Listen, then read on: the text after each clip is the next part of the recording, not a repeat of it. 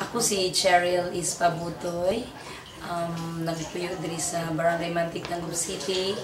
Ako anak ni the late Honorable Emily Ispabutoy na usa sa tabangan sa LTMPC nga natagan og assistance during sa pag-iyang paghaya.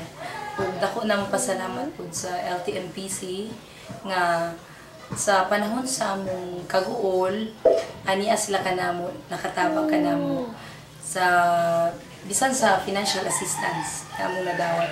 Daghan kay salamat sa LTMPC kay dako kay natabang ang inyong assistance nga gihatag kanamo.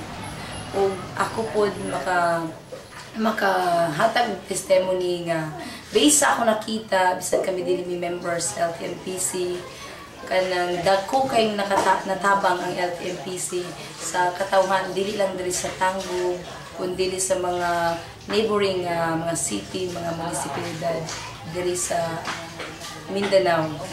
O kanang ako po nakita nga ang LTMPC nakahatag og daghang mga trabaho, especially sa mga fresh graduate, nakahatag ng employment sa mga estudyante nga bagong graduar sa kolehiyo.